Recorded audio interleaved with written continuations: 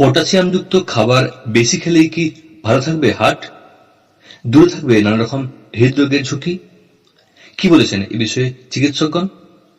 এ বিষয়ে বিশদে জানবো ভিডিওটিতে, তাই অবশ্যই দেখুন ভিডিওটি সম্পূর্ণ, স্কিপ না করে শেষ পর্যন্ত। আর সাথে রয়েছে আগের মধ্যে ছোট্ট একটি রিকোয়েস্ট, চ্যানেলের সঙ্গে থাকুন, চ্যানেলটি সাবস্ক্রাইব অথবা ফলো করার মাধ্যমে। খাওয়া দাওয়ায় নিয়ন্ত্রণ এনে হার্ট যে ভালো রাখা যায় সে তত্ত্ব এতদিনে প্রতিষ্ঠিত, তবে সাম্প্রতিক কিছু গবেষণা হার্টের স্বাস্থ্য ভালো রাখার ক্ষেত্রে একটি উপাদানে যাবতীয় গুরুত্ব আরোপ করছে। সেই উপাদান হল potassium. European society of cardiology কংগ্রেসে এই বিষয়ক একটি গবেষণার কথা বলা হয়েছে।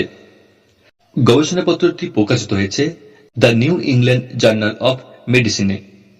সেখানে বলা হয়েছে যাদের শরীরে পটাশিয়ামের মাত্রা ভালো থাকে তাদের হার্ট অ্যাটাক বা হার্ট ফেল করার ঝুঁকি অনেক কম। বহু বছর ধরেই হার্টের রোগীদের বেশি করে কলা, আলু, শাকসবজি খেতে বলছেন চিকিৎসকেরা। এবার সেই উপদেশে বৈজ্ঞানিক সমর্থনও মিলল। আমেরিকার এক হার্টের রোগের চিকিৎসক জেরেমি লন্ডন এ প্রসঙ্গে বলেছেন, পটাশিয়ামের মাত্রা ভালো থাকলে হার্টের স্পন্দন ভালো থাকে।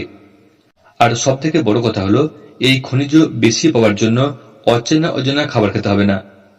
দৈনন্দিন অতি চেনা খাবারেই পটাশিয়াম রয়েছে ভরপুর। তো এরপর জেনে নেব দৈনিক কতটা পটাশিয়াম শরীরে যাওয়া জরুরি। একজন প্রাপ্তবয়স্ক সুস্থ ব্যক্তির জন্য প্রতিদিন 3500 থেকে 4700 মিলিগ্রাম পটাশিয়ামের প্রয়োজন। তবে এটি বয়স, লিঙ্গ, শারীরিক অবস্থা এবং অন্যান্য স্বাস্থ্যগত বিষয়ের উপর নির্ভর করে পরিবর্তিত হতে পারে। বিশেষ করে কারো যদি কিডনির সমস্যা থাকে তবে তার পটাশিয়ামযুক্ত খাবার বেশি না খাওয়াই ভালো। এছাড়াও খাবারে বদল আনার আগে নিজের চিকিৎসকের পরামর্শ নেওয়া অতি আবশ্যক। কোন কোন খাবারে পটাশিয়াম বেশি আছে?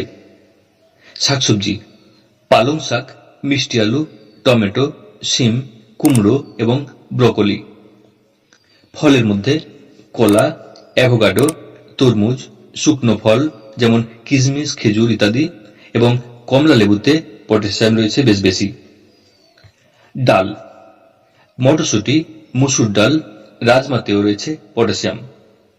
এছাড়া খোসা সমেত আলু, দই, কিছু তৈলাক্ত মাছ, মুরগির মাংস এবং বাদামেও পটাশিয়াম পাওয়া যায়।